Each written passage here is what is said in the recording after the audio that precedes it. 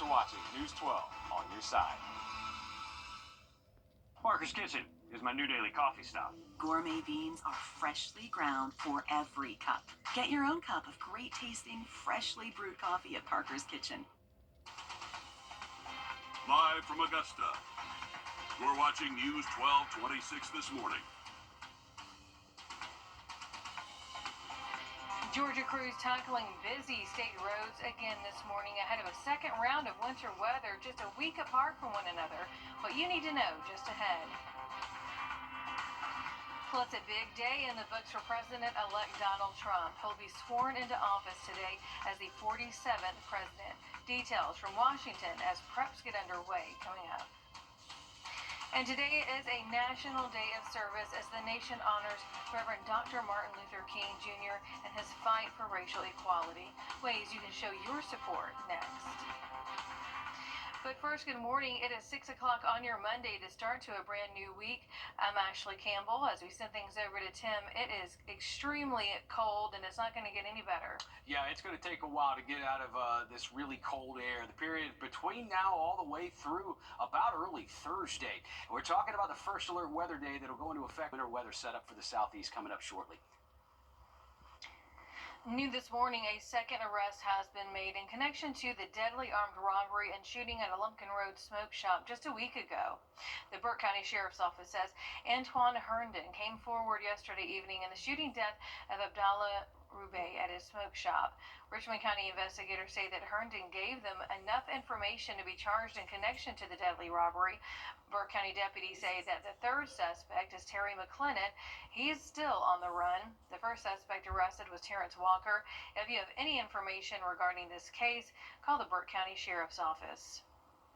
The Georgia Department of Transportation taking to the busy interstates again this morning for round 2 of winter weather. Crews are laying a salt mixture on the roadways to prevent any snow or ice from sticking this week. Officials say crews applied more than 800,000 gallons of brine statewide yesterday. GDOT is urging drivers to make plans now to limit travel delays because of the possible winter impacts.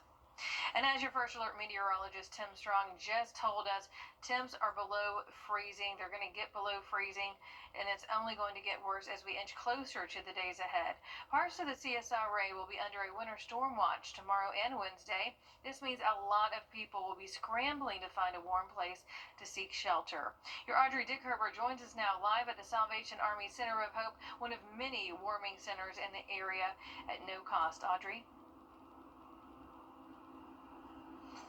Good morning, Ashley. Well, we're definitely feeling those colder temperatures out here this morning, and we know that when those temperatures drop, well, other people around the city are going to want to step up to help out however they can. So the city is going to offer free bus rides like they do whenever those temperatures drop to 3 overnight warming shelters. Now, I'm at one of them right now, which is the Center of Hope through the Salvation Army, but there's also offering rides to the Garden City Rescue Mission and Augusta Rescue Mission. Now, if you want to get those 3 rides, you can go to 2 different locations. One is the May Park Community Center.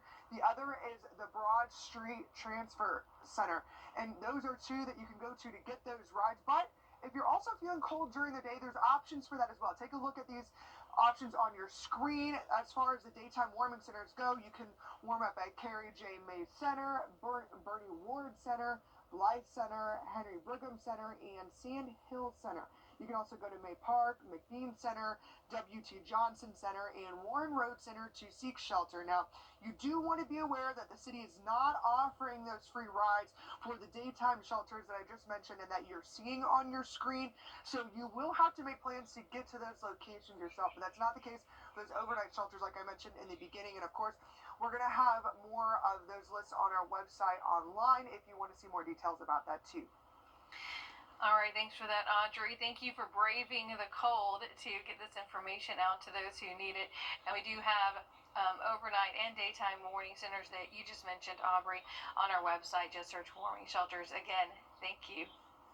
School districts are closed today as we honor Martin Luther King Jr. Day. We're keeping an eye on the weather and what some of our big counties may do after today. Richmond, Aiken, and McDuffie counties say they'll provide updates on school operations today. The Columbia County School District says it's monitoring the forecast. Leaders say students were told to take home materials last week in case school gets canceled this week. No word yet from Burke or Edgefield counties on what their plans are. However, we are continuing to watch out for all school closures and delays.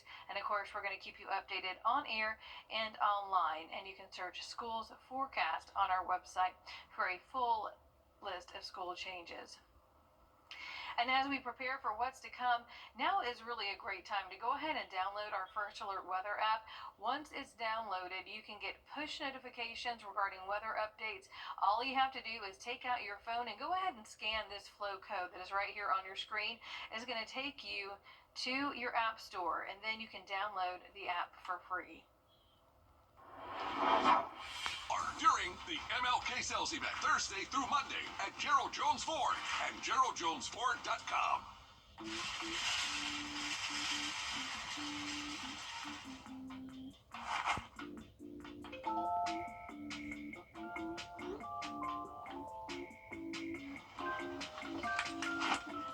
I think you're going to need this.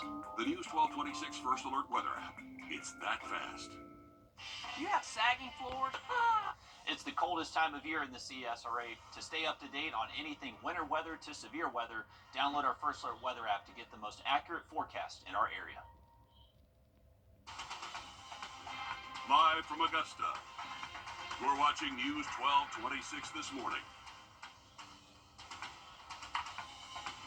Georgia crews taking to the interstates on busy brining operations as we prepare for more snow and ice. How you can prepare just ahead. And the nation has a lot to say after President-elect Donald Trump says he's bringing... Thanks so much for joining us. I'm Ashley Campbell. It is 6:30 on your Monday, the start to a brand new week, and it is a frigid start to the new week, Tim. It certainly is. Our temperatures are already feeling like as cold as 13 to 14 degrees with the wind chill in some locations. But also, we're talking about the combination of wind chill values that'll be down in single digits to low teens for a couple of days here. We're looking at tomorrow through Wednesday, also the First Alert Weather Day that'll be in effect for both Tuesday and Wednesday because of the threat for some winter storm conditions, bringing in some snow accumulations as well. So that combination is going to make for pretty up into the low 40s. Much more on the First Alert Weather Day coming up for the next couple of days in just a bit. 6:32. The Georgia Department of Transportation taking to the busy interstates again this morning for round 2 of winter weather. Crews are laying a salt mixture on roadways to prevent any snow or ice from sticking. Officials say crews applied more than 800,000 gallons of brine statewide yesterday. GDOT is urging drivers to start making plans now to limit travel in case the winter weather impacts our area. And as your First Alert meteorologist, Tim Strong, just told us, temps are below freezing, and it's only going to get worse as we inch closer to the days ahead. Parts of the CSRA will be under a winter storm watch tomorrow and Wednesday. This means a lot of people are going to be scrambling to find a warm place to get shelter. You're Audrey Dickherber joining us now live at the Salvation Army Center of Hope, one of many warming centers in the area. And the best thing is there's no cost. Audrey? Yeah, we're definitely feeling those colder temperatures out here this morning, and we know when those temperatures drop, we have other people in the city that are wanting to step up to help out as much as they can. So the city will be offering free bus rides to 3 overnight warming shelter locations. Now, I'm currently at one of them, which is the Salvation Army Center of Hope, but another one is the Garden City Rescue Mission and Augusta Rescue Mission as well. But if you're wanting to go to those overnight shelters, there are 2 locations that you can go to get picked up. One of them is the Broad Street Transfer Facility, and the other one is the May Park Community Center. Now, those are for the overnight ones, but if you're feeling cold during the day too, there are some options for that as well. Now, take a look at some of these options on your screen here. So for those daytime warming centers, you can keep warm at Carrie J. Mays Center, Bernie Ward Center, Blythe Center, and Sand Hill Center. You can also go to May Park, McBean Center, W.T. Johnson Center, and Warren Road Center to seek shelter. Now,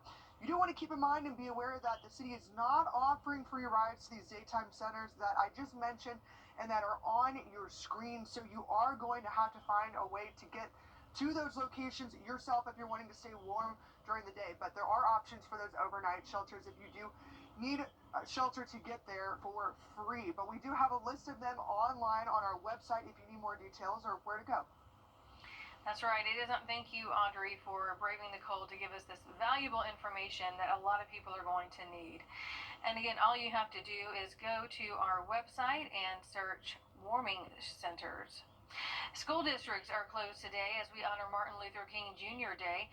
We're keeping an eye on the weather and what some of our big counties may do after today. Richmond, Aiken, and McDuffie counties say they'll provide updates on school operations today. The Columbia County School District says it's monitoring the forecast. Leaders say students were told to take home materials last week in case school gets canceled this week. No word yet from Burke or Edgefield counties on what their plans are. However, we'll continue to watch out for all school closures and delay, and we will keep you updated on air and online.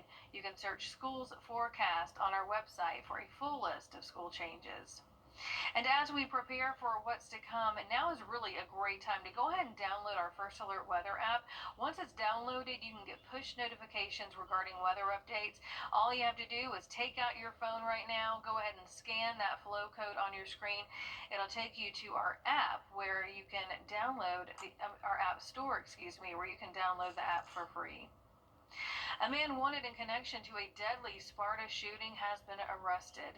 20-year-old Amarian Hunt, one minor, and 3 other men face felony murder and the death of 18-year-old Javen Turner. You're taking a look at a photo showing the moment that he was arrested by marshals and the special response team in Milledgeville Saturday.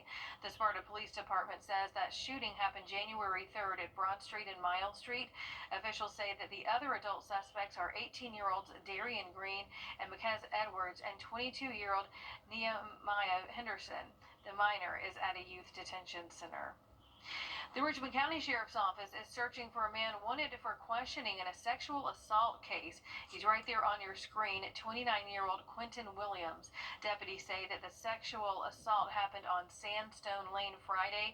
If you know where he is, call the Richmond County Sheriff's Office. We do have that number on your screen at 706-821-1034. A suspect arrested in connection to the December homicide at Fort Eisenhower is now facing murder. That's 25-year-old Natravian Landry. He faces premeditated murder and a gun charge in the December 14th deadly shooting of an Army reservist. Officials say that Sergeant Andre Stewart Jr. died at a hospital an hour after being shot in the chest by Landry. Landry was arrested 3 hours after that shooting near Atlanta. It's unclear how much longer American 647. Breaking news this morning. Right now, we have a crew on the way to the scene of a shooting investigation in Aiken County. The Sheriff's Office tells us it happened on Richland Avenue with 1 victim. You're taking a look at a map of that area. The Sheriff's Office tells us that the first call came in around 4:40 this morning. We have reached out to learn if crews are still on the scene or if the victim is injured or deceased. We'll let you know when we find out more regarding this case. Now for our top stories, officials say a simple change in a South Carolina law could put an extra $50 million in state funds to benefit students, and at the same time making it more convenient for those who want to press their luck in hopes of hitting the jackpot. Your South Carolina State House reporting Mary Green explains. South Carolina is one of just 3 states where you can only purchase lottery tickets using cash. Now there's a push with significant backing here at the State House to change that. Our players are getting older and older, and the younger generation tends to not carry cash and use debit, digital types of payment methods. The South Carolina Education Lottery Commission is asking lawmakers to allow people in South Carolina to purchase lottery tickets using debit cards. The commission has made this request a few times in the past, but this year they've got major support in their corner. Governor Henry McMaster, who made the appeal to lawmakers this week. Lottery revenues fund education programs like college scholarships. But after a spike in sales during the pandemic, they say revenues are now dropping back down to normal levels. And the Lottery Commission says a survey indicates nearly 500,000 new players would purchase tickets if they had this debit card option, bringing in roughly $186 million in revenue annually, about $52 million of which would go to the state, and the rest to pay out winners. There's certainly a lot of interest among senators to allow that because most people don't carry cash. anymore, and they think that it could contribute to more sales for the lottery, which funds higher ed scholarships, and it may very well be funding K-12 scholarships. As Senator Massey just alluded to, this comes as some Republican lawmakers want to use lottery revenues to fund South Carolina's private school voucher program. That bill is being debated right now in the state Senate, but if it passes there, leaders in the House of Representatives have said they're not totally sold on this lottery funding idea just yet. Reporting from the State House, I'm Mary Green. Lottery purchases using credit cards would still be prohibited. Right now, Tennessee and Wyoming are the only other states that require cash for these purchases. At 6:50, we'll be right back after a quick break.